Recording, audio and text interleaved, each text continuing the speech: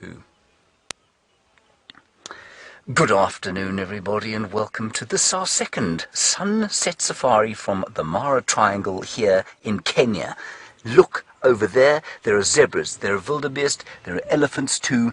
This is Safari Live. Ready.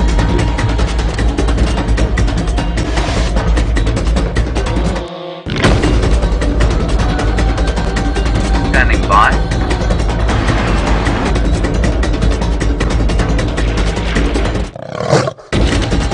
5, 4, 3, 2, 1. You are live, you are live. Now, we've been sitting at this crossing point for the last 20 minutes or so. We saw some unbelievable action here earlier today, and if you were lucky enough to catch our Facebook Live broadcasts, well, you would have seen a little zebra unfortunately meet its death at the teeth of those vicious, enormous reptilians lying satisfied with their meal on the sand there. At the moment, there are 2 herds of wildebeest and zebra either side of the river thinking about doing a crossing. As Graham was saying to me earlier, he's on camera by the way, if anyone's wondering, there doesn't seem to be much in the way of jeopardy in the water. We've watched a couple of zebras go across to and fro both ways. No one really knows why, but that's what's going on here. We're going to sit here for a little while, and then we may go further up the river to see another herd that looked like it was going to try and cross in exactly the same place where we had that quite phenomenal sighting yesterday afternoon.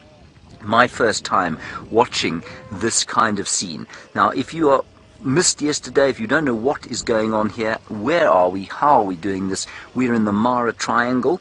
That is in Kenya, everybody, in Eastern Africa, a stunning country in possibly one of the most iconic wildlife areas in all the world. So it's a great joy to talk to you from here. 510 square kilometers in this particular region, but it's part of a much greater area of 20,000 square kilometers. That's 12,000 square miles or so, and it's roughly the same size, I suppose, as the Kruger, but there are no fences. There are no fences here, so it's bordered by tribal land, so these animals are roaming massive areas, totally free, unfettered. This is wildest Africa at its very best. Graham, off to the left we've got some semi-migrating wildebeest, I suppose. And they're moving up. I think they're thinking about maybe going down to the river further down. They may or may not. We'll just see what happens. Yeah, the zebras shouting at each other. And it's not very often, you know, that we totally focus on 2, what I suppose would be described as general game at Djuma, the wildebeest and the zebra. You know, if we had elephants in the offing, which we do here, then we'd be focused on them if we were down in Kruger. But here, this unique situation where these millions of animals throughout the course of the season will migrate across this river again and again, crossing to and fro between the months of July and October here in the northern section of the Mara Serengeti ecosystem. It is a quite phenomenal thing to be seeing, and it is the most amazing joy to be able to bring it to you wherever you happen to be watching us in the world. And hello, Deborah, armchair traveller. You say you're bursting at the seams. I've been bursting at the seams. I don't even know where to look half the time here. There are so many animals, so many, it's unbelievable. You cannot look anywhere and not see an animal here. And I think on the other drives, well, I suppose I should introduce the drive as normal. Talk to us, #Safari Live, questions at WildEarthTV. We'd love to talk to you. We can talk to you in the same way that Brent and Stef are going to be taking the drives out on Djuma today. We can talk to you in the same way that they can. In the final control we have Kirsten and Louise, and they are sitting at Djuma, relaying your questions to me, and I mean sitting in the back behind us here after a very satisfying lunch. I saw there's one crossing there, Graham. There's a wildebeest going across, everyone, quite close to where the crocodiles are. And there could be crocodiles under the surface there. We don't know. Let's see what's going on there.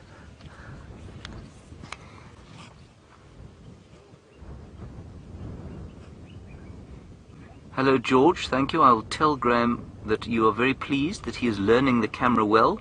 Well done, Graham. I'll pat him on the back for you, George. Now, I think that young wildebeest is perhaps trying to reach its mother. I don't know. That older one that was sitting up top of the bank there. Well done, little fellow. Well done. We watched one about that size get taken, its whole head enclosed in the jaws of one of those vast crocodiles earlier on. And they could be lurking under the surface here, but I'm under the impression that most of them have probably come out of the water now. So as I was saying, this is possible, of course, because of the man sitting behind me, looking at various technical things. Mr. Peter Braat, of course, an integral part of the Wild Earth team. He's set up an astounding number of aerials and things like that. Now, while we wait to see what happens here, very special for you back home, Brent is sitting with our favourite leopard, Sindile.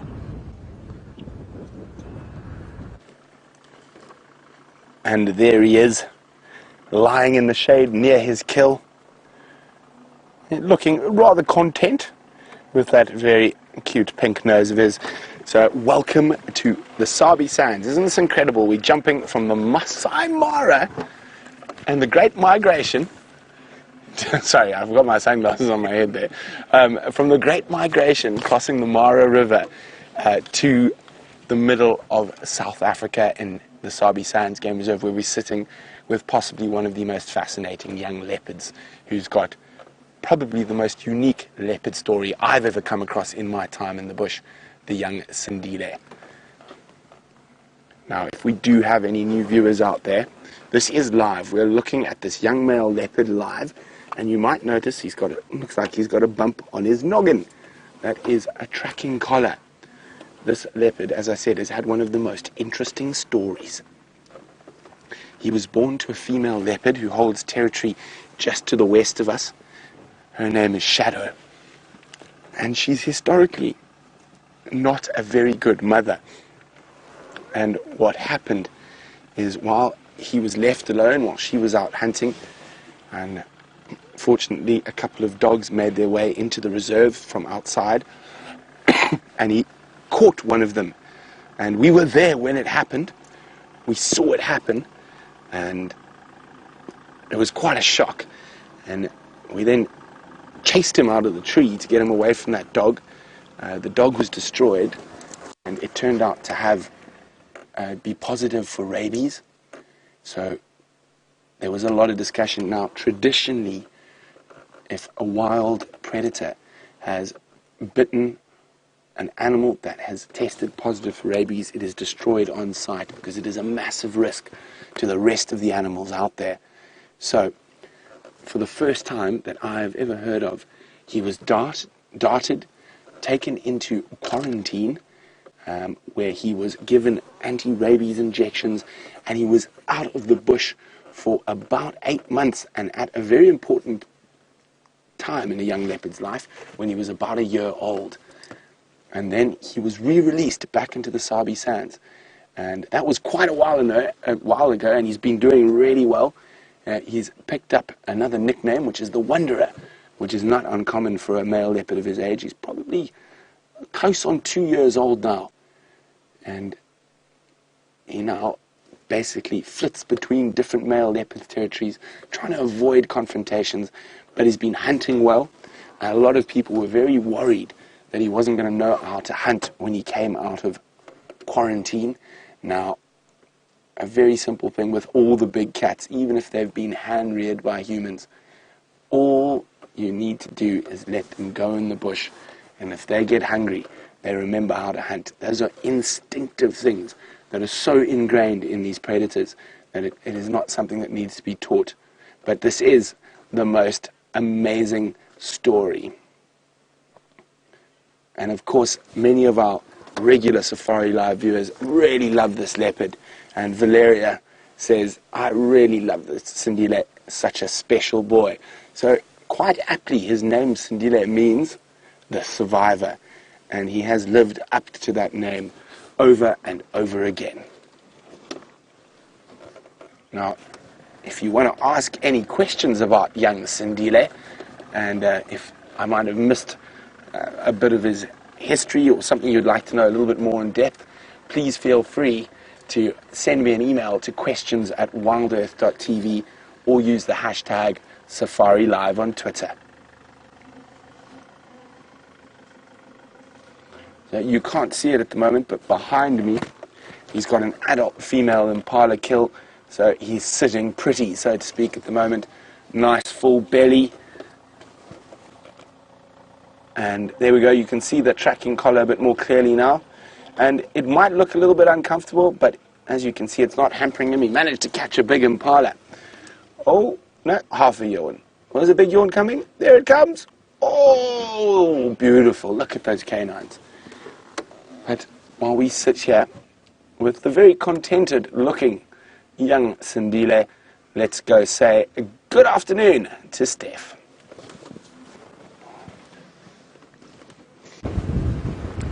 Good afternoon, and thank you very much, Brent. And yes, hello.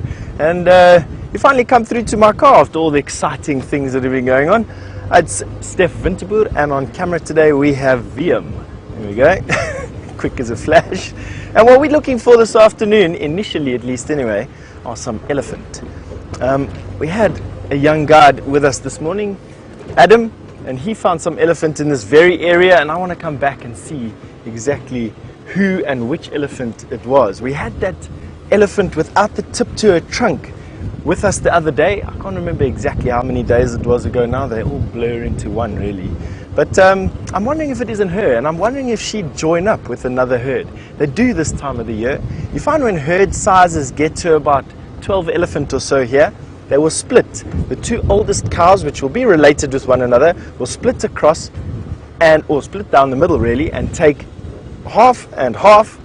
And what will happen then is they will stay in close contact with one another almost throughout their lives. And in times when food and when water resources are very short like they are now, then they will join together and they can form quite large family groups with one another. I think the largest herd I've ever seen together here must have been around 70 to 100 elephant. Couldn't really count all of them, they were back in the bush a little bit. But that's pretty big for here. Back in the day, in the olden days, there are reports of elephant herds and agglomerations numbering up to 1,000 elephant in one herd. Can you imagine what that must have looked like? Now we're on Nyala Road South. It is a very good place for elephant, and the reason for it is this drainage line. This drainage line is the same one that comes from the dam wall at Buffelshoek Dam. It flows from the dam to where we are now. So we're going upstream towards Buffelshoek Dam. And yesterday, during midday, VM and Brian went out to Buffelshoek Dam to go and get some interesting camera shots of the cracked mud there. And lo and behold, and this is totally astounding, but there were a whole herd of elephant there, some zebra, a giraffe, and some impala as far as I could gather, and they're all sharing that little mud puddle with no water in it. Oh, and the hippo was there as well. I want to go back there and see what is this draw card of these mud puddles. What befuddles me is this hippopotamus that forgoes the comfort of Vuyatela Pan and instead chooses no water, mud covering in the sun, in the blistering sun at Buffelshoek Dam. I don't understand it. No shade around, same amount of food basically. And yet he chooses to move between the two. Only thing that I could possibly come up with is that he gets a little bit irritated with all the animal action at Vuyatela Pan, and you might find that he gets a little bit intimidated. I didn't quite catch that, Kirsty, sorry.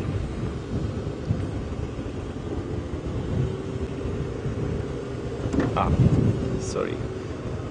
Kirsty was just giving me a little bit of an update there that I don't know, I'm switching. I took over Brent's car, I took over Rusty today. All the settings are different. Raina, you've just asked me what that piece of equipment is. Let me just stretch across. There we go. That VR, there we go. That is a 360 camera. Let me just stop here so that I can speak to you properly about it. That piece of equipment that you see over there is a ball of cameras, there you go, that shoot 360 degrees. And we use that to shoot content. And imagine if you were sitting, if your head was in the middle of those ball of cameras. And we use it to shoot virtual reality content or 360 degree content. It's a new thing that's come around. I don't think it's too new, but it's a rave for me at least anyway. And it allows for more immersive experience. We don't yet have the capability of streaming it live from the car. As far as I understand it, we'd need a steam engine the size of, I don't know, something used to power a ship to get enough power to send a signal of that size. I don't know how you explain it. I'm not that way inclined. But basically, we don't have enough power on the vehicle. We don't have enough powerful equipment to send that signal live, but we do content for it, and we turn it into some quite interesting footage, to say the least. For me, I quite enjoy this thing. It gives you the ability to look at a piece of footage any way you want. You can look up or left or down or up or to the right. You can look around and you can turn in a circle if you want. Just one of these amazing things that we're doing.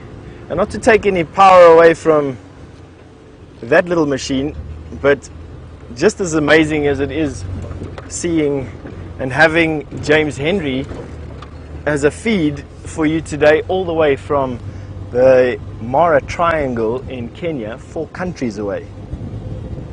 I don't know, it's just some spectacular witchery and wizardry, sorcery going on to do all this stuff for you.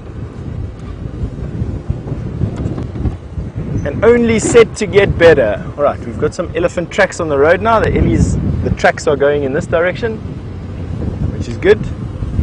All heading towards the dam. I hope they're still around there. Let's go and have a see.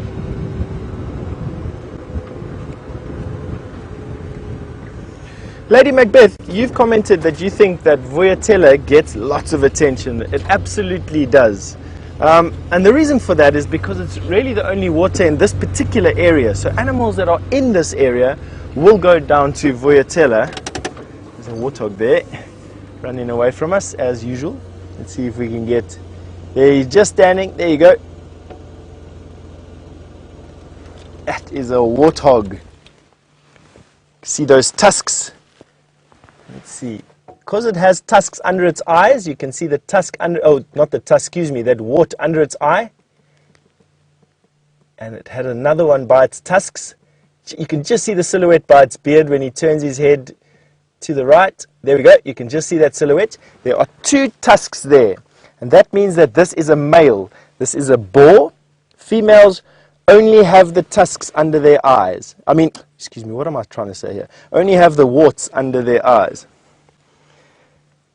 There we go. Stop, start. That is a warthog's manner. And off they go. Probably just been at Buffelshoek Dam for a mud bath. And we're relatively close there now. I think we'll be coming back to there soon. All these elephant tracks still on the road. Let me see if I can show you what an elephant track on the road looks like. You can see in front of us there, on the right hand side of the road, there you go, all those basically blank spots are all elephant tracks. Come down a little bit back towards us, you'll see there's a car tire, and then a blank spot, and then a car tread, and then a blank spot, and those are all very fresh. There you can see some more. That there on the top right hand side of your screen, that is the cracks in the bottom of the elephant's foot that is being pressed into the sand, and relatively fresh. And I know that because there were some people driving here this morning, and the elephants are on top of the wheel tracks. It was sometime during the day, which is fine. There's some dung in the road. Also from the same elephants. And now the trick would be to see how fresh it is. It doesn't look too fresh. You can see on the left hand side there's a little bit of urine that is dribbled onto the road, and you can see that it's already soaked into the sand. Still wettish though, but it has already soaked into the sand. So this was probably around midday when these elephant came here. A couple of hours ago. But don't you worry, we are hot on the trail. Hopefully they spent the heat of the day, and today's been relatively hot, hiding in the shade somewhere. And this will allow us to sneak up on them and share some of the afternoon with them.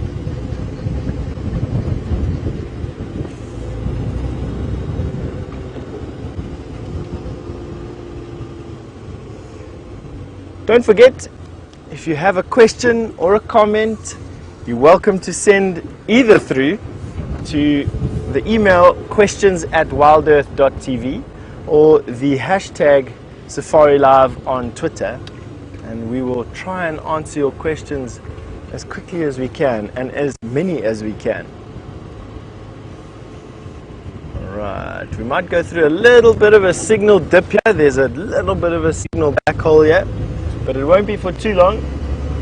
I'll speed up through this particular session or section of road. Elephant tracks are still on the road, still going up all the way to Buffelshoek. Ah, there we go, found them. And there's more in the front. There we go, so we followed the trail of breadcrumbs basically.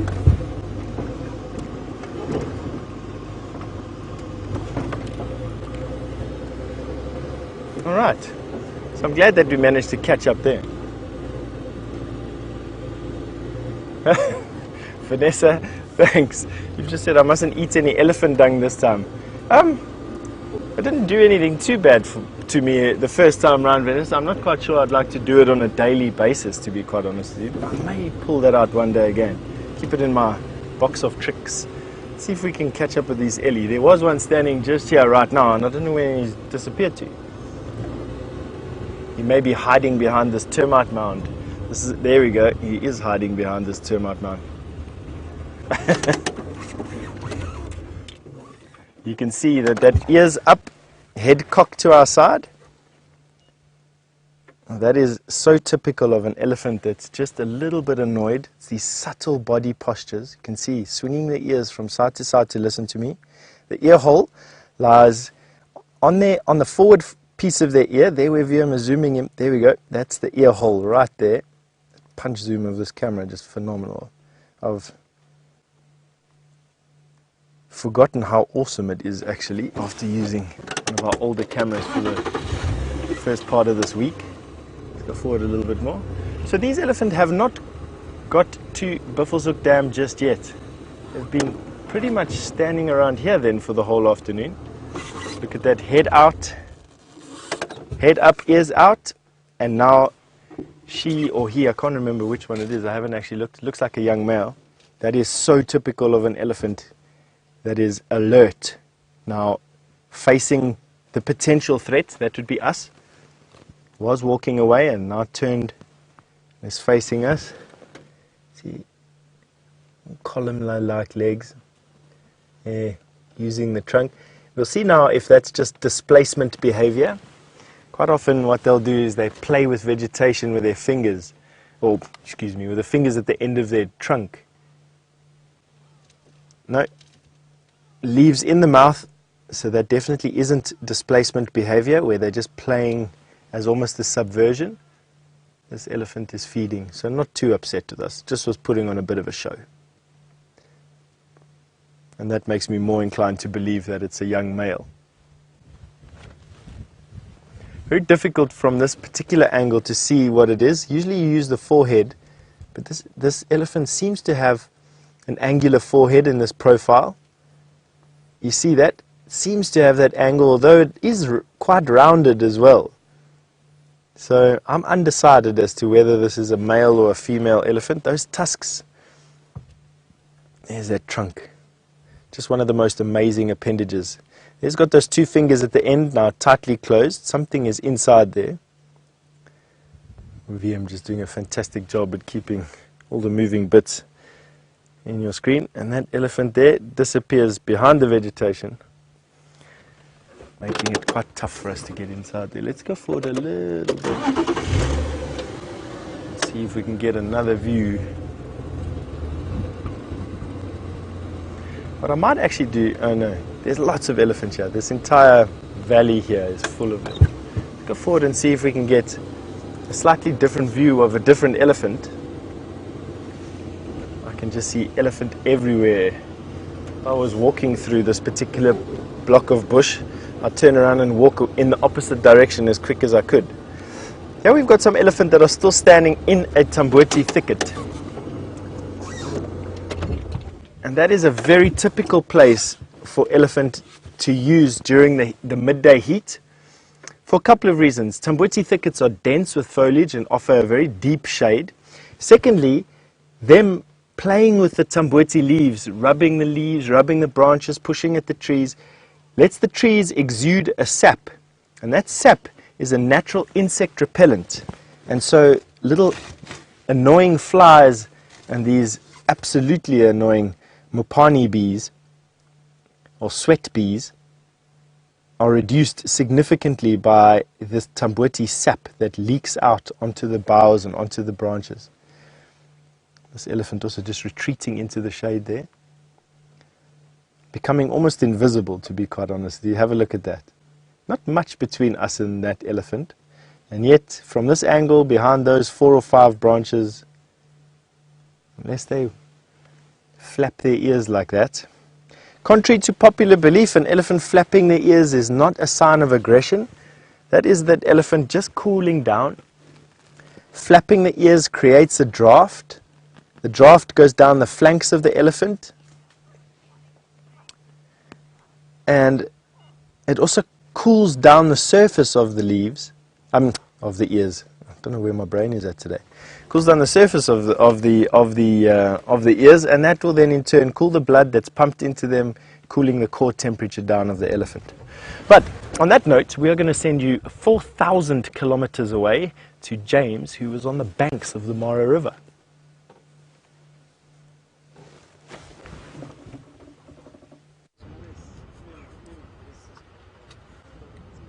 Hello everybody, we've moved into a different section now, and just the other side of the river is an enormous herd of wildebeest. Now, they looked imminently like they were going to cross where they are. They are, well, seemingly about 7,000 kilometers away, but the only other view we had was taken up by some much more patient people who waited where we first started this afternoon. But we're going to wait and see what happens. As Graham pans off to the sort of right-hand side, what you're going to see is the herd and the extent of it, and some of them moving away. I don't think that's their preferred crossing spot. I think they'd quite like to come over where they did yesterday, where that particularly incompetent crocodile failed to kill any of them, and that was basically right next to where we parked now.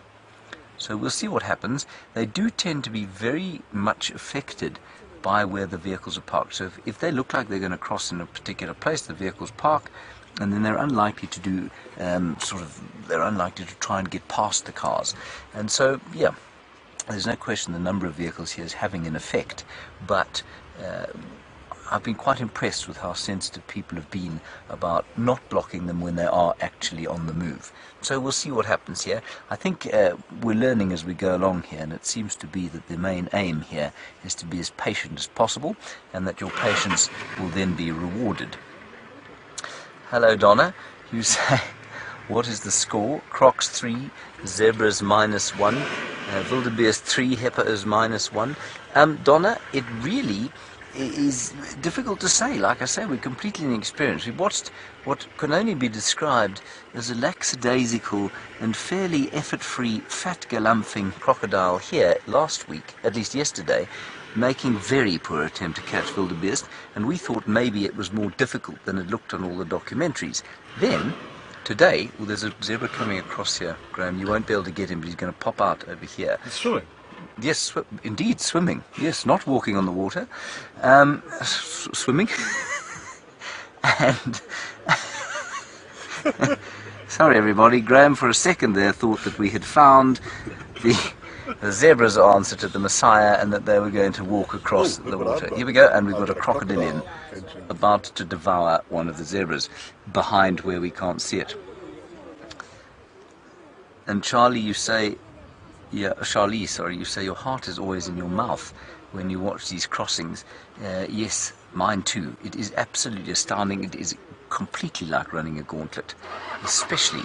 So just back to my story before Graham spotted, never mind what Graham spotted. Sorry. So back to the question. We had the incompetent crocodile here yesterday. Didn't catch anything. Then we watched an amazing scene earlier today. I think we are actually in the right place. There seems to be some movement around here. What about popping forward? Yes, we can go Robert, forward. can we go forward? There's going to be some jerking around, everyone.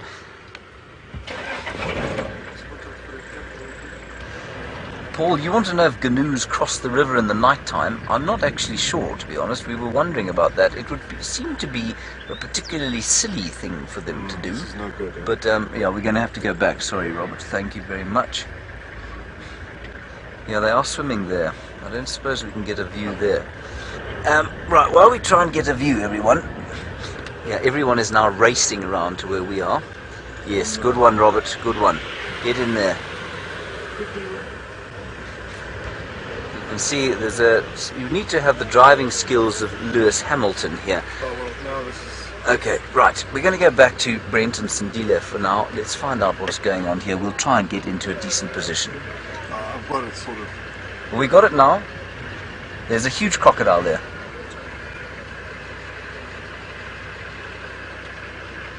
Okay, we're going to stay with us, everybody. Lewis Hamilton over there got his vehicle in. Yeah, okay, we were actually set up very nicely here. How's it going there, Graham? Good. You see nicely? Okay. Do you see the croc in the front? Quickly finish what I was going to say to you. So, today we watched a crocodile kill different crocodiles kill 3 or 4 zebra and wildebeest, so they didn't look quite as incompetent as the behemoth from the deep over here, one of whom I suspect quite strongly is sitting there in that water. There are 2 of them there, 2 huge crocs there. And Carrie, you're wondering how often they eat. Carrie, some of them will go 2 years without eating, so they'll eat a huge amount during the actual season, and then they stop eating. Sorry. Excuse me. Sorry, we just need to shout at somebody who's getting in our way. Right, he's blocked us. Can we not see anything now? Oh, I can't see the croc. Okay, we can't see the crocs. We need to tell him to move. He must move. Hello, Cat in Tampa. You say, will crocodiles only eat on the beach or in the water? Cat, they eat almost universally in the water. They don't eat on the beach. They can't eat on the beach. Sorry, everybody. We're just trying to figure out what's going on here. We've clearly got into quite a good position, and you may be able to hear that it doesn't sound unlike downtown Los Angeles right now. But we'll figure it out. We'll muddle our way along here.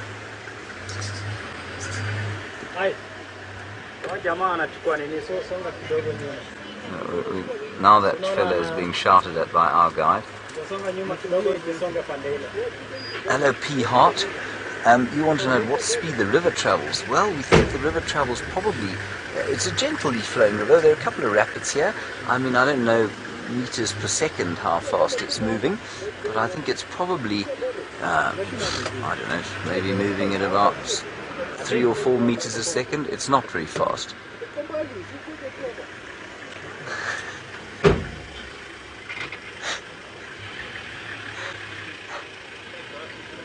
Hello, Janet. The reason they make everybody travel in a covered vehicle is a very good one.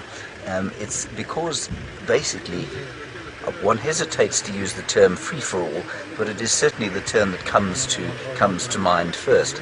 And basically, you can drive into this car in the same way that you can drive into the Kruger Park on your own. You don't have to have a guide. You're free to do what you want. There's no real regulation of the guiding or the activities, and so it's just safer to make sure that people have a roof over their cars, same as in the Kruger. You know that on the private concessions like Djuma, where you've been watching beautiful Cindile, well, you know that it's perfectly safe But that's because Brent is trained, and Stef's trained, and I'm trained, and Jamie's trained, and that makes it relatively safe. Here, you don't know what you're going to get.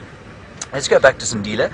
We're going to mess around here and see if we can't see what happens with these wildebeest. It's definitely going to be worth waiting here, though. So let's go back and look at our favourite cat with my old pal Brent Leo Smythe.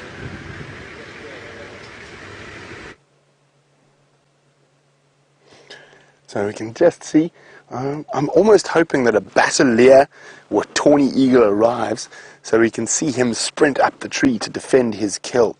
But there he is. He's still lying in the only patch of shade. We are happily sitting in a bit further of the same tree's shade, and there's not much shade out in this area where we are at the moment, and it is nice and warm today. Probably close on 90 degrees Fahrenheit.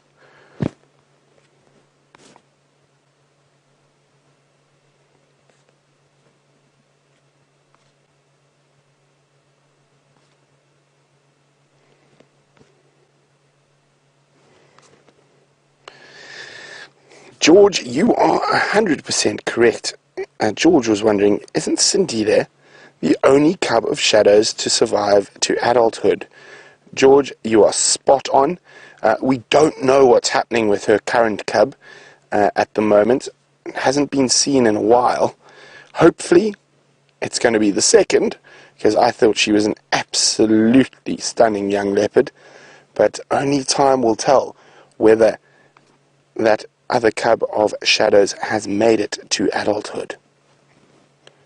Now, Shadow is quite famous for doing weird things when she's got cubs, unlike her mother, Karula, who is possibly one of the best mother leopards I've ever come across in my time in the bush. Shadow seems to be the opposite. I know a lot of people might disagree with me, but I think she's lost a lot of her cubs because she doesn't hoist kills very often.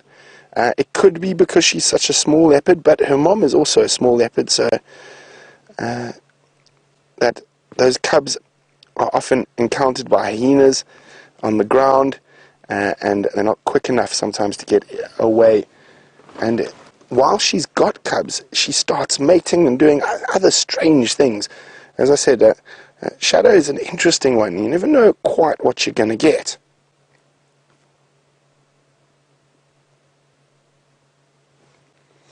But I'm very happy he has made it to adulthood. So a leopard cub up to about a year old has a mortality of about 70%. So it's incredible. So only 3 in 10 leopard cubs born generally make it to adulthood. Now, a lot of people would assume hyena lions are the biggest killers of leopard cubs. It is not, however. It is male leopards, pretty much male leopards very similar to him, who are on the move, don't have a set territory yet. They are big killers of young leopards. So he is very much a potential threat.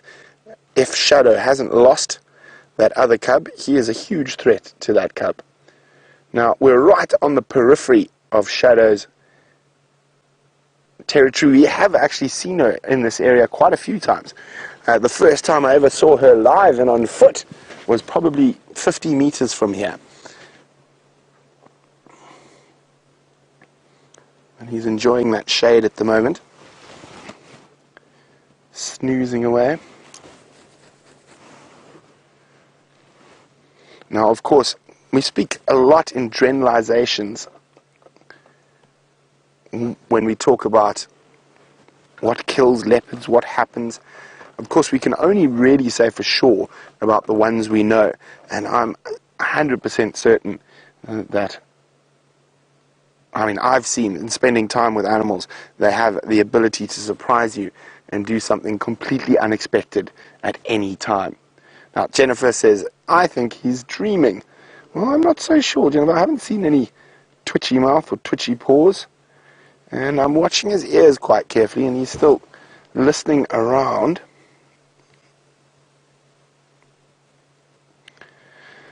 So there's a couple... Well, we're going to sit here, and as you can see, young Cindile isn't going anywhere, but Stef's got some pachyderms on the move.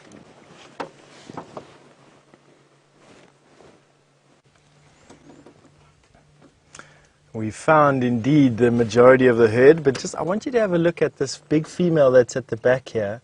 She's got a collar on. There you can see the collar just on the top there. So very similar to how Sindile has his collar on for research and study. It just so happens that on the same day we found a female elephant with a collar on as well. Now I've seen female elephants with collars on before, and the data that some of these collars actually provide is just most amazing. But this is a young elephant with only one tusk. It's a male, a young bull elephant. You can see how beautiful that tusk is. See the cracks in that ivory? Obviously looks much better with an elephant wearing it than anyone else.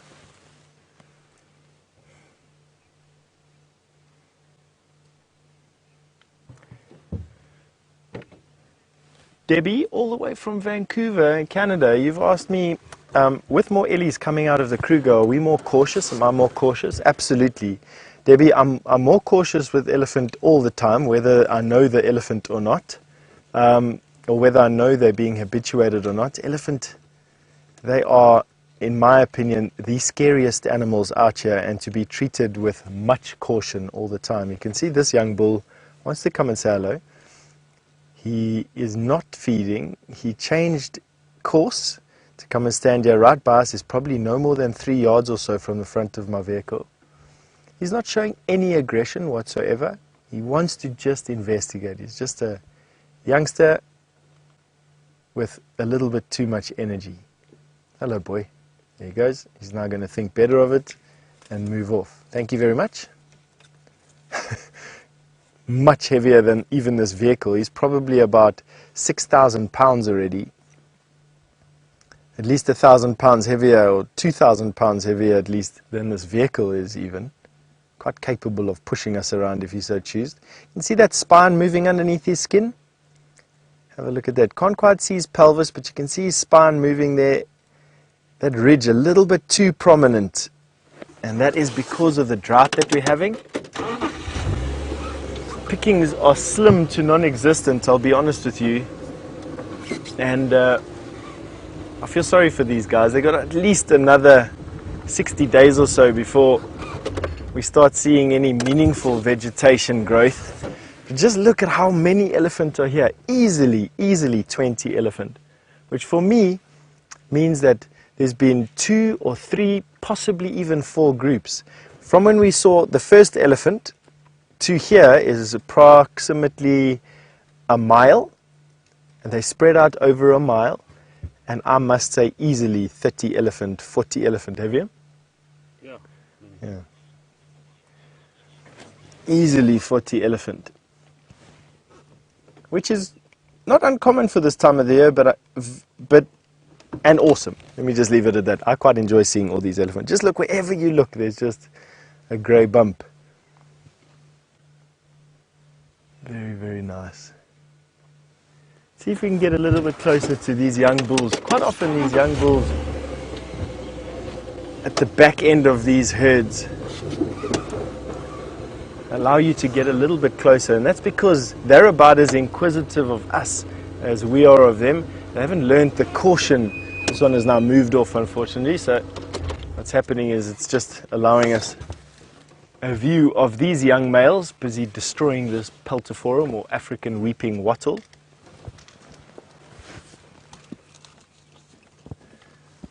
Breaking of branches and cracking of wood.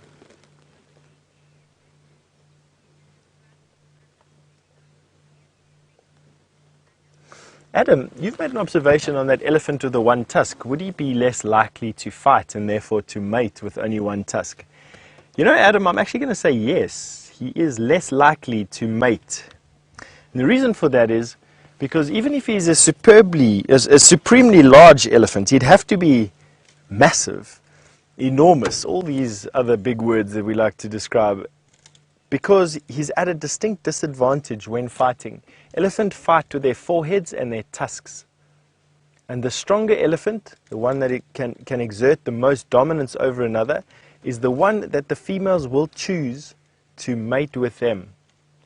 So females are in estrus for a while, They give off a pheromone that drives these elephant mad, or at least elephant that are in a condition called muths, where they're more receptive to the female pheromone.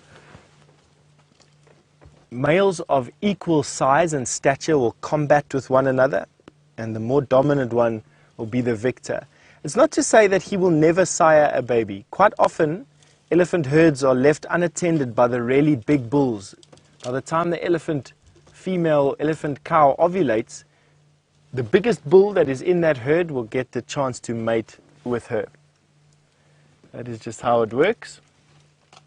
So it's not to say that he will never get a chance to sire a baby, it's just he's less likely to do so.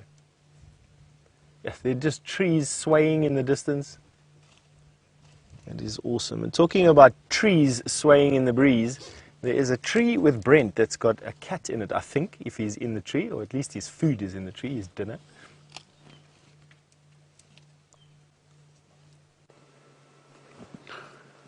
Well, we're hoping he's going to be feeding in a tree, and that's why we're waiting patiently next to him. He hasn't moved a muscle.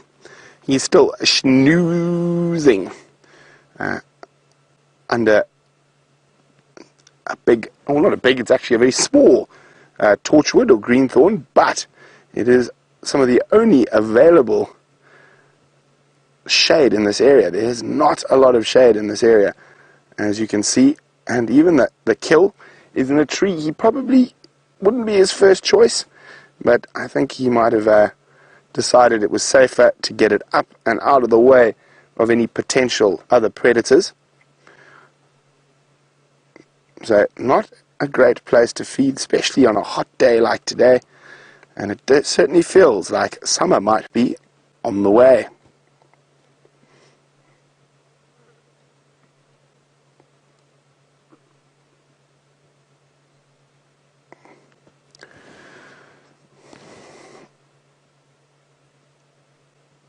Very, very clever question from Romy in Ohio, and that is, if I saw a leopard stalking a domestic dog, would we intervene? And of course we don't normally intervene.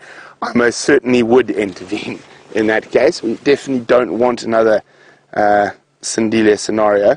I would definitely I would chase the leopard, I'd shout at him, say, "Stop it, you're a naughty boy," but in possibly a bit more in an aggressive voice, and I would get hold of the Sabi sands, so they can come deal with the domestic dog. Now, a lot of you might think that is quite harsh, because when I say deal with the domestic dog, I mean move it to another plane of existence. Now, very interesting when it comes to rabies, and I've read up a lot on rabies because of what happened to Sindile, and also because at my reserve at home we lost our whole pack of wild dogs to rabies last year. At the same time that Cindile got rabies, we also had to destroy almost a lot of our black-backed jackal and side-striped jackal, because they are also great vectors for rabies. So I did do a lot of reading. Now, it turns out that the further from the boundary of the parks, so the edge of the park that is up against the community land, the villages, the further from that point that you find a domestic dog, the higher the probability of rabies. Now, this is very interesting, and it's actually only very recently published data. Actually, I'm not even sure if it is published, but I got to read it. We're not going to say how, but what it turns out, that it seems like before all the symptoms of rabies, foaming at the mouth, super aggression in domestic animals, super the best way to describe it is domestic animals become wild and wild animals become tame under rabies, and then foaming at the mouth, hydrophobia.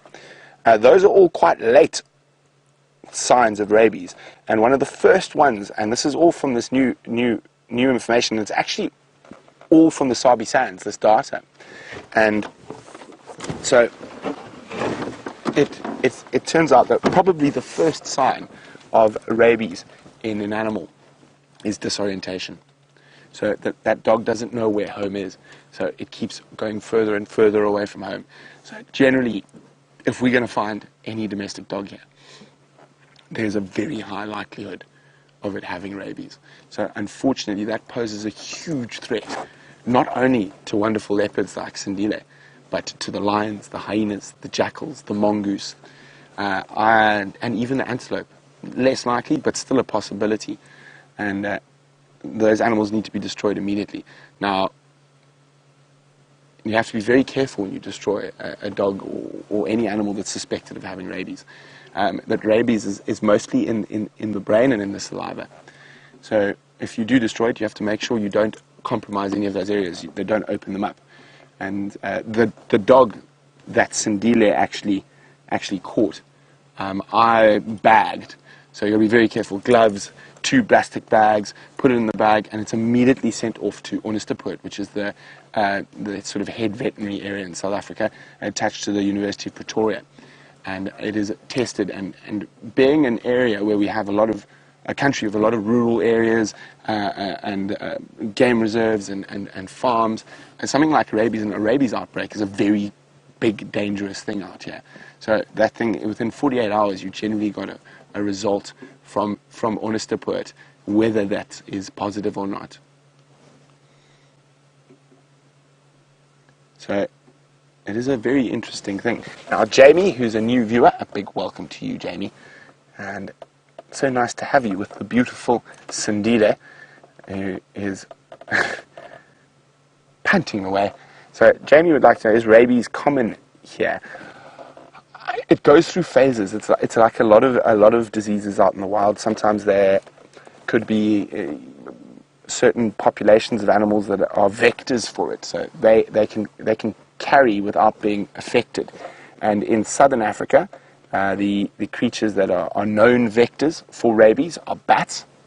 So you've always got to be very careful when handling bats, mongoose, and jackals. And domestic dogs to a degree. Some domestic dogs are able to carry rabies without actually being positive, but as soon as they bite something or attack something, they can pass on the rabies virus. Now, the rabies virus is a very scary thing, and there's almost, if you go beyond a certain point, there is no cure. And if you read some of the old accounts of South Africa, or Africa in general, and let's just finish the story quickly. So there's an account of 2 hunters and explorers, and they were best friends, and one best friend got bitten by a rabid animal, and this was by a rabid jackal, actually, and this was before there was any medicine that could deal with this. And his friend, the guy who got bitten, chained himself to their ox wagon and asked his best friend to do the deed when he started showing the sort of madness, the rabies madness, the foaming at the mouth, the hydrophobia. So it's a very scary thing, rabies. I actually keep 2 rabies vaccinations in my fridge at all time. And when we had that rabies scares last year, I immediately got Jamie and myself shot up with rabies, because we do spend a lot of time on foot here and at the other reserve. But anyway, enough of this morbid talk. Let's go to Stef with some happy elephants.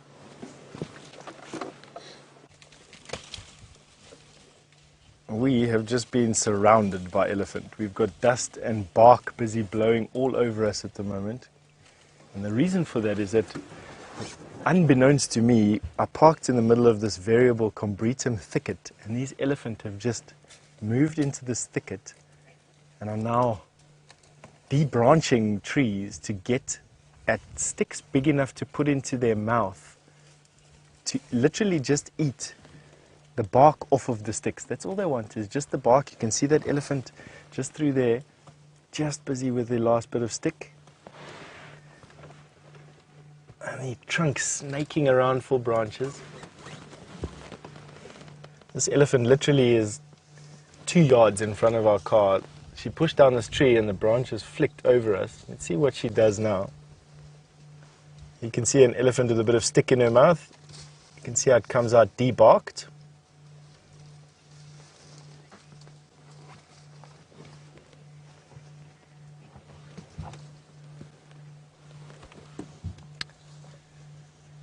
So, we've just got an email from somebody that didn't send through their name, so I can't say hello. Please, next time, send through your names with your emails. I'd love to be in touch with you personally, so to say. You just asked if the, if these elephant, if they're approached the car, would I drive away, or would I allow the elephant to explore the car? With this answer, that's what I really want to say. It was like, you just asked if these elephant, if they approach the car, would I drive away, or would I allow the elephant to explore the car? it all depends on what the elephant was doing. If it was approaching me aggressively, I think I'll just start the car. If it was just wanting to stick out a trunk and see who we are, I think I would let that happen up to a point. I don't think that I would let an elephant touch my car. I have never allowed that breach. Have a look at this elephant just breaking these branches. I've never allowed that breach or that type of familiarity with elephant. I think it you know, it just is a little bit too far. It's too far towards that familiarity for me. And it sets up too many different things. It might try with me just sticking a trunk out and touching the car. Who's to say next time around it doesn't end up in a little nudge or a rub or a tusk through the side of the car? For me, I would stop it, and the way I'd stop it is by banging the side of my car and starting the car and driving forward. You always have a forward route out with elephant. That's exactly what you need. Have a look at these guys. They are just absolutely in rapture with these particular sticks. This little Ellie in front of you here has got his eyes half closed. Just shoveling the branches in. This big cow that's his mom is just using her tusks and trunk. She's sort of trying to break off. There you go. Just leveraging off pieces of wood. Let's see if she actually eats that piece of wood. I doubt it. This tree is pretty much done for in terms of small branches to eat. Let's see where she goes next. Across the road, pushing this other elephant away. You'll see. Oh no, not just scratching her back. That elephant there's finally managed to leverage off. No, he's going to use his mouth to try and bite off a piece of branch.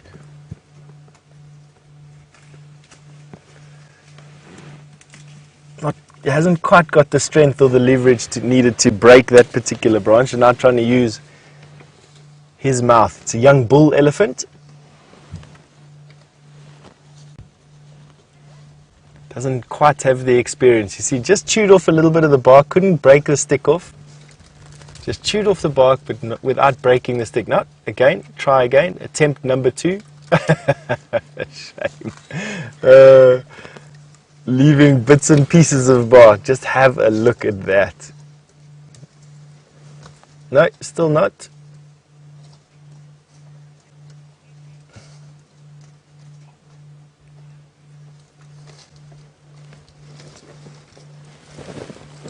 Nigel, all the way from the UK, you've just asked me how long until survival becomes a problem with them just eating bark. They don't only eat bark at this present moment in time, Nigel. It's just they happen to be in a thicket of these trees of which they only eat the bark. There's a few trees with some leaves around at the moment. A little bit of grass. Let's see what this female is going to do. Please don't. I don't want to fight with anyone today. There we go. No, no, no, no, no, no. I've done nothing to you. Thank you for covering me in all your dust. I literally have to lick my teeth clean now.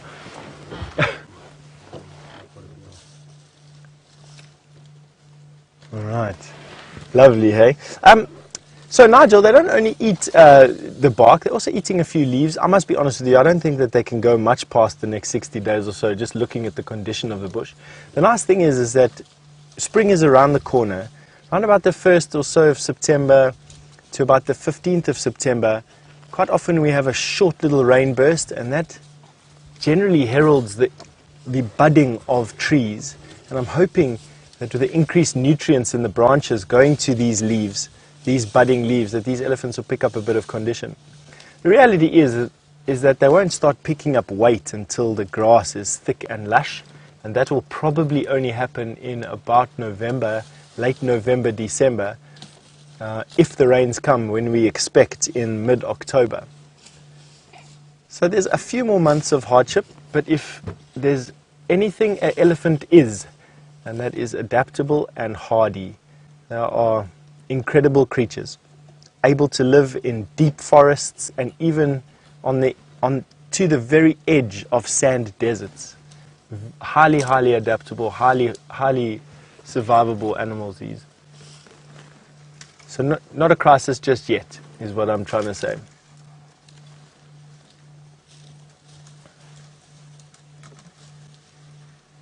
Female.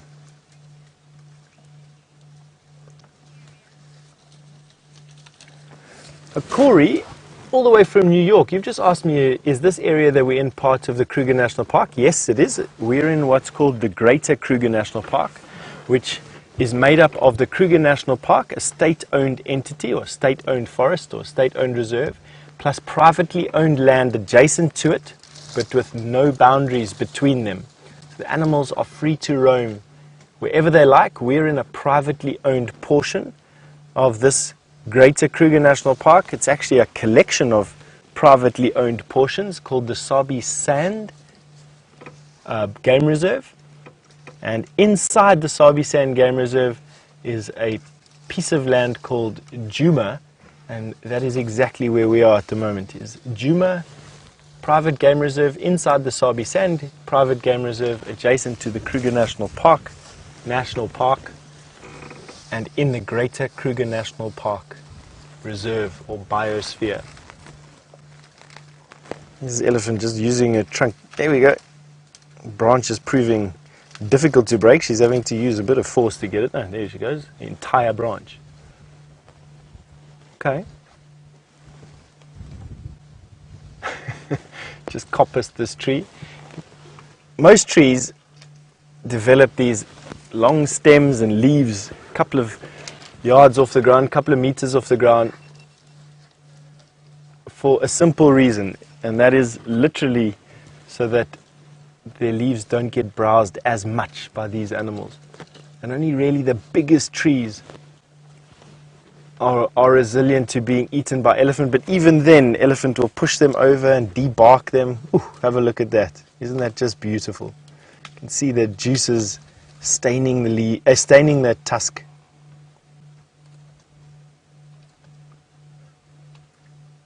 Absolutely fabulous sighting of elephant. It's exactly what I felt like this afternoon, exactly what I wanted to show you this afternoon, was these close, really close, relaxed encounters with the Earth's largest land mammal, the African elephant.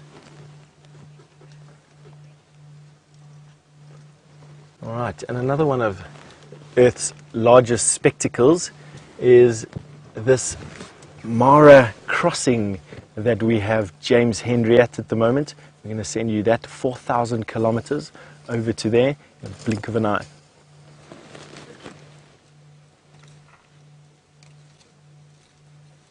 Any good spot for lions here in the area?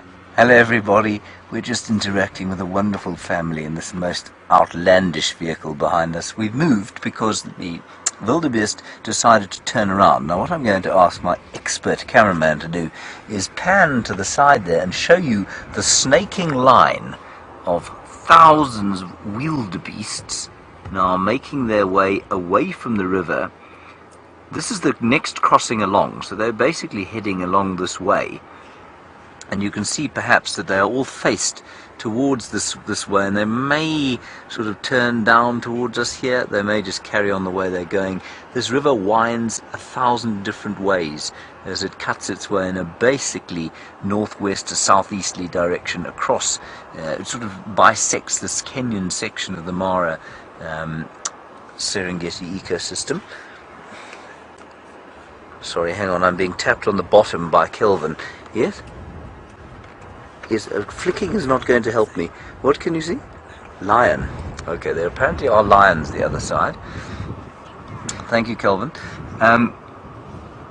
We can't see them, of course, because they're about 74 kilometers away.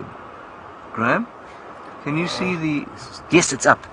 Okay, look in front of that Land Rover there. The big one.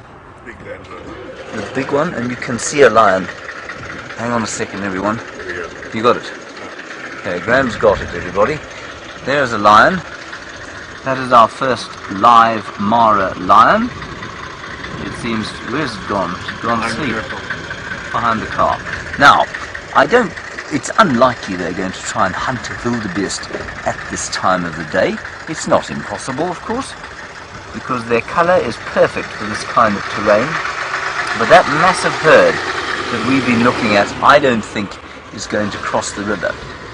This, of course, I have said based this on my experience of precisely 30 hours in the Mara Serengeti ecosystem.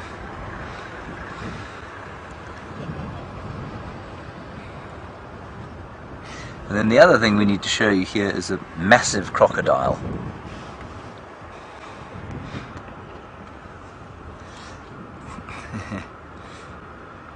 Hello, Bill.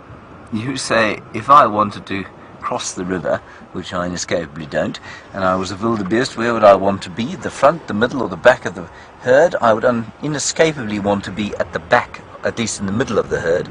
It is from there that safety, herd safety, is its most effective. Now, definitely at the middle. Bill, and everyone else, I'm not sure what we're going to do here. We're going to sit here for a few more minutes, and then we'll probably try that very first spot that we were at earlier, because I don't know that there's going to be a crossing in this particular area. That crocodile over here, Graham, if you look at it, he seems to be something of a geophage. You see he's eating that rock. Yes, he seems to be eating a very large boulder of volcanic rock, which doesn't say that he was about to eat a wildebeest. Very nice.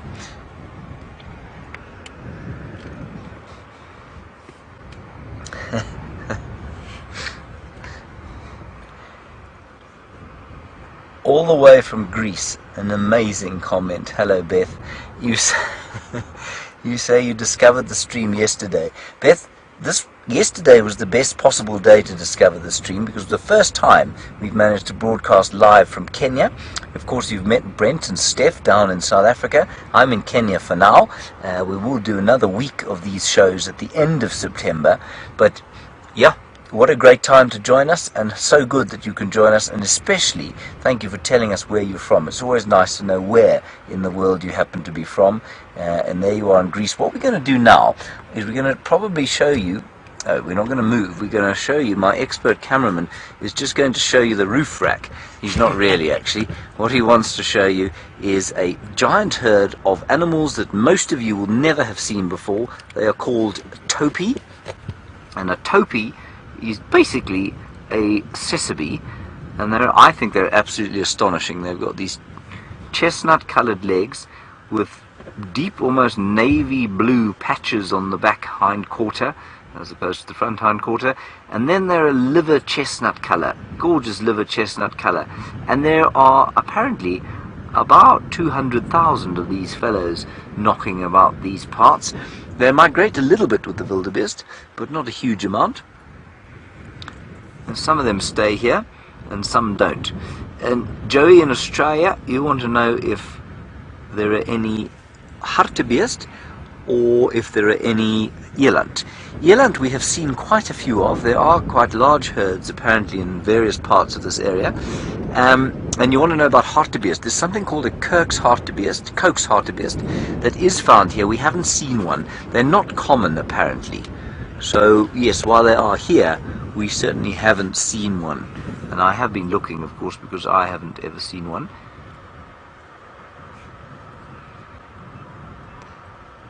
It is just amazing that you can sit with your binoculars or with a long lens like Graham's using now, expertly, as I said earlier, and you can just see for miles and miles. You can see an unbelievable array of animals. There you're looking at the largest safari vehicle next to the Wild Earth safari vehicle, of course, in the world, driving through the Masai Mara, at least the Mara Triangle. Hello, James. You want to know why it is that the crocodile would be sitting with his mouth open, other than the fact that he enjoys eating volcanic rocks. There seems to be for temperature regulation quite a lot. They like to do for temperature regulation. They flap their the gular pouch, not which is it's a gular flap, in much the same way that birds do, giving a sort of an indication of birds' ancient history and evolutionary past. But they flap that to keep cool. But that's the main reason, I think. I don't think there's any other real reason for it. It's not very warm though, so I don't know why it is that that crocodile will be lying with his mouth open. It might just be to breathe. perhaps, I don't know. We also know, of course, that if you've ever seen it, and it is an astounding thing to see, you find egrets, cattle egrets, will go and clean out and pick the bits out of a crocodile's teeth. This is not recommended unless you have an extremely strong digestive system, because, of course, the disease available in a crocodile's rotting tooth flesh is probably going to kill the likes of you and I. Ooh, and there's a giraffe. Look at that. That is a Maasai giraffe, everybody. That's our first one. Now, it doesn't look totally dissimilar from the ones that you get there in South Africa, which is the southern giraffe. But if you look carefully, you can see the markings are slightly more irregular. And at this distance, I don't suppose it looks too different, but perhaps you can make out how the markings are very different. We had a lovely question about whether or not, or how it is that how many animals die from drowning versus being chomped by crocodiles during the crossings. I don't know what the stats are, you know. I think you'll probably find that fewer than 1% of the animals that come across these areas and cross to and fro across the Mara River get taken by crocodiles. I would have said fewer than 1% get nailed by the crocs. I think very few of them will actually drown, except during those first crossings where the banks are very steep. Then I suppose it might happen. But I think you'll find that the death from these crossings is, I'm going to say less than 1%. But remember, 1% of 1.5 million, every year, if my maths is correct, hang on a second, is 15,000. There we are. Phew. I got it, Louise. Thank you very much. Well done.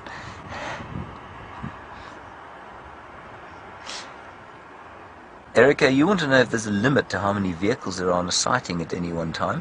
Erica, it's supposed to be 5, and that's for a sort of cat sighting, but for something like a crossing, you know, if there's space, then there's no real reason to limit it to 5, and so then it does tend to something resembling a free-for-all. But you know, at a crossing, because there's space and you can see, and it's not you're not going to block animals' movements, there's no real limit. But yeah, it's supposed to be 5. So for example, at that lion sighting, it's supposed to be a 5-vehicle sighting. Alright, we're going to move on. We're probably going to go back towards the first place that we saw those wildebeest crossing. We'll see if we can't see if anything's going on there. And while we do that, let's go back to our favourite kitty with Brent Leo Smythe.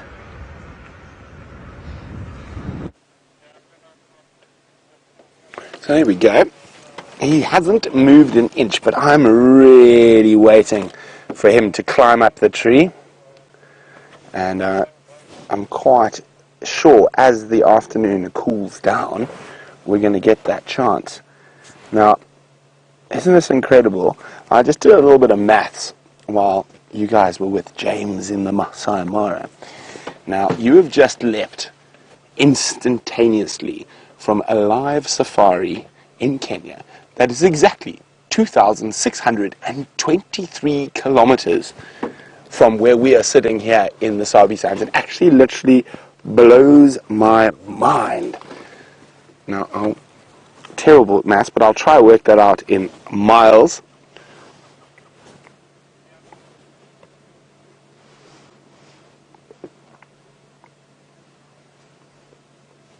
But he is sleeping, but to get him going up the tree, it's going to be a patience game. And I think it's worthwhile spending time with him. We don't often see him these days, so Dave and I have made the decision that we're in it for the long haul with young Sindile today. And there we go. I've done it, my magic app. 1,654 miles. That's where James is from Stef and myself.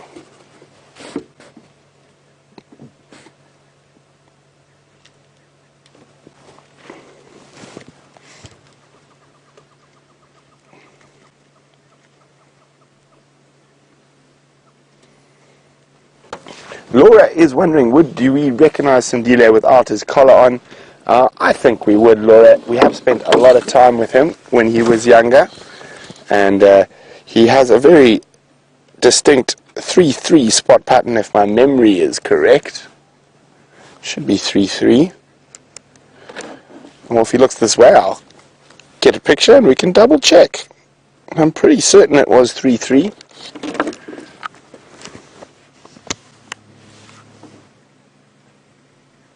So yeah, 3-3. Oh, my memory is quite good. So I think I would recognize him. He has got a bit darker as he's got a bit older.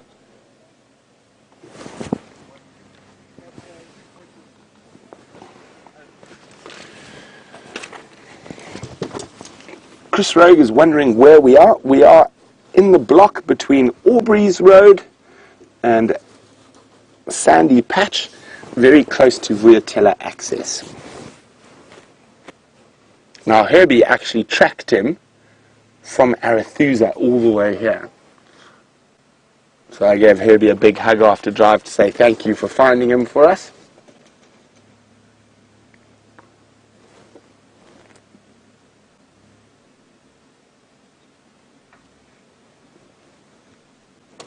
There he is, look at that. He is going to be a magnificent specimen when he's older. But now from a terrestrial predator to an avian predator.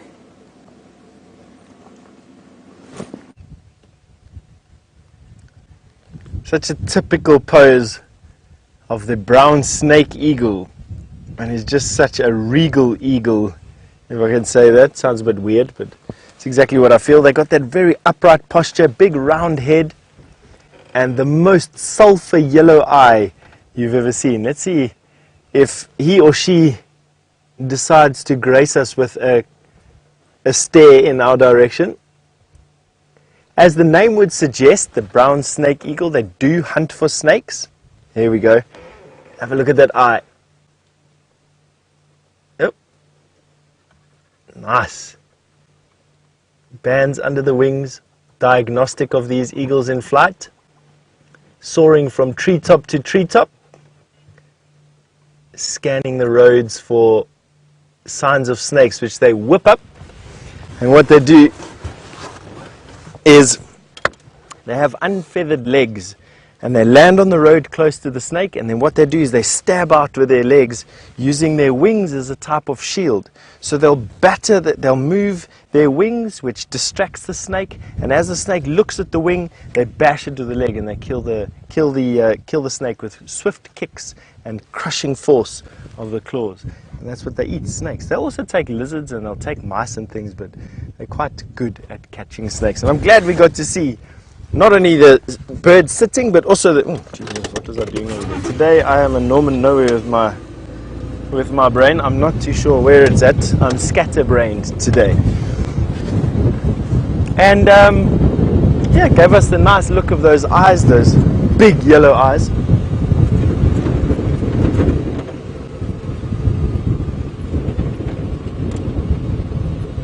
Doesn't seem like it.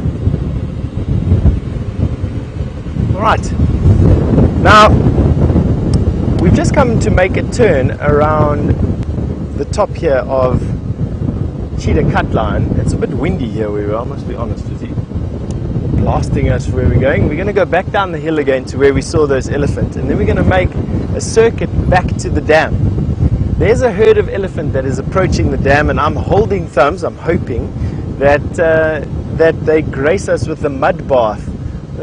Either we're going to be too late or we're going to be too early is the possibility, or we'll get there just on time to see them take a mud splash. I must be honest with you, the mud is looking very dry in Buffelshoek Dam. I don't think there's much more than a day or two left of mud there, even with the elephants churning it up. But nevertheless, we're going to go and give it a bash and see what's out there. We'll be there in the next sort of 3 minutes or so. Hopefully enough time to show you, but you have got a leopard to watch, and Brent's exciting commentary, and all of you who have been dying to see young Sindile. So off you go while we go to see for these elephants. So I'm sure many of our long time Safari Live viewers have got some favorite stories about Sindile, and all of us presenters do, I know that for a fact. So I think what we'll do is I'll share a few of my favorite Sindile stories with you. Now, he was always great fun to track on foot. Now, especially when Shadow used to leave him for those very long periods of time.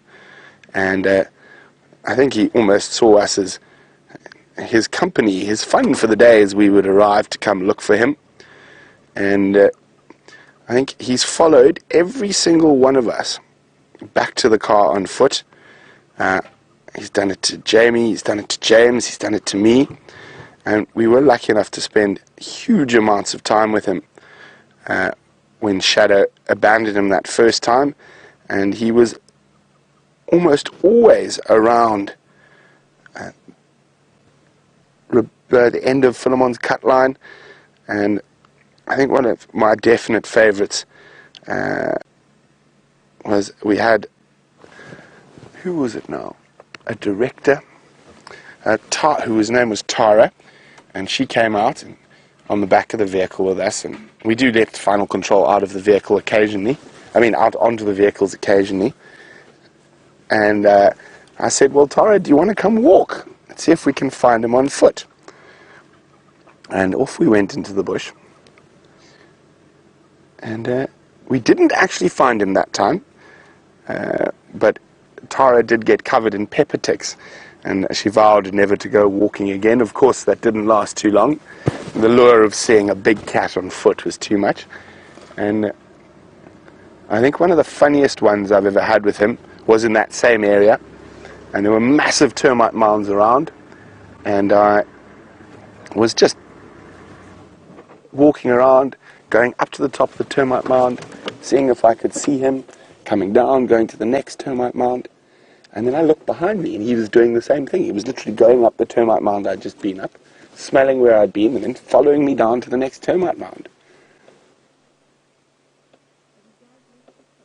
And possibly one of the most special sightings that I've had with him. Unfortunately, we weren't able to share on air with you, and due to the nature of the other animal in the sighting.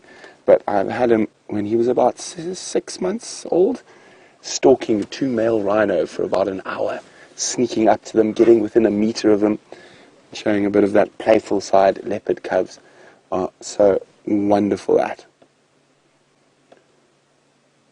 Now, if you'd like to share any Sindile stories, your favorite sighting with him, let me know by using the hashtag Safari Live on Twitter, or use the email address questions@WildEarthTV. What was your favorite Sindile sighting? Or, of course, we all know the big story, but let's focus more on the happier times before he became one of the most well-travelled leopards.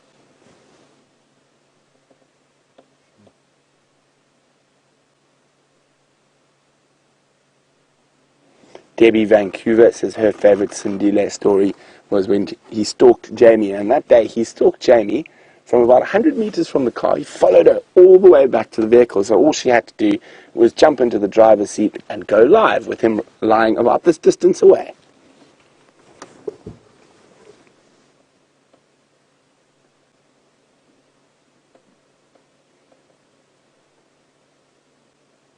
As I said, Dave and I have chosen to spend our afternoon with this young male, and I am hoping he climbs the tree at some point.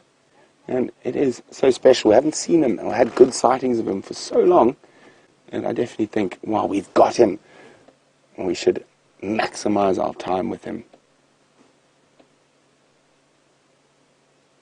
Even if he is a sleepy catty.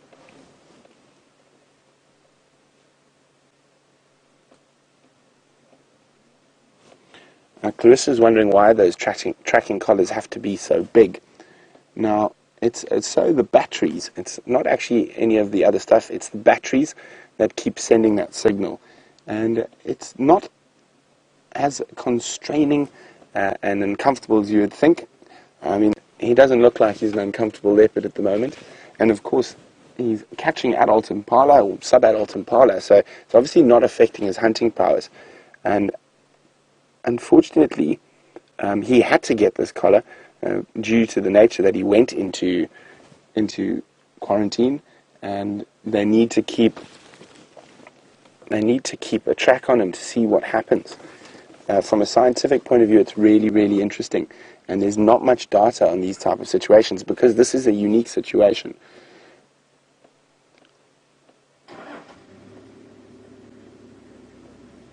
Now, of course, a lot of people would ask about putting tracking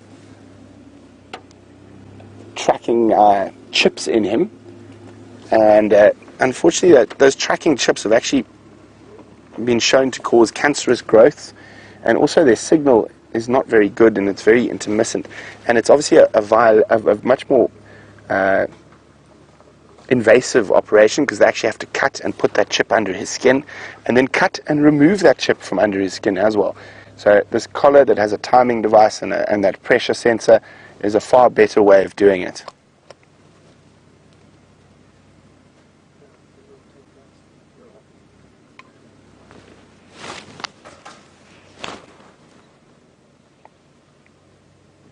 Jenny says her favorite Sindile moment was when there were hyenas around and he leapt into a tiny tree. Now, he did do that quite a few times, and it's been very amusing to watch.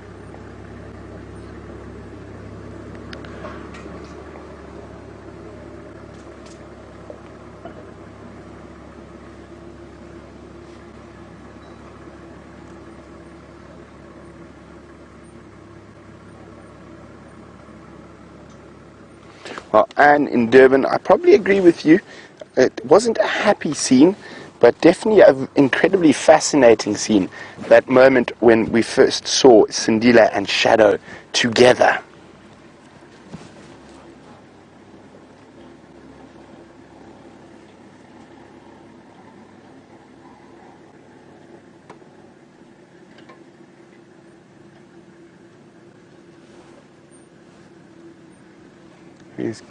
I love how he keeps looking up, checking if there are any battaliers or vultures about.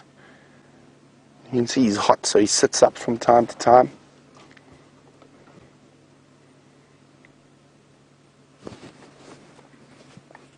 Beautiful boy.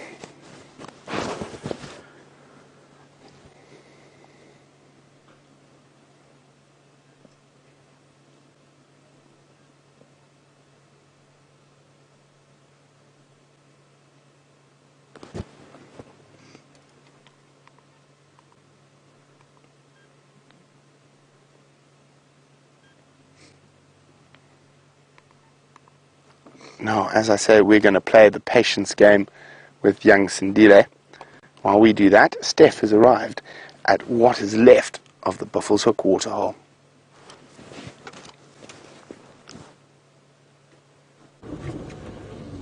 I have indeed, and it's a bit of a disappointment that I am not greeted by a multitude of elephant that are bathing in the mud.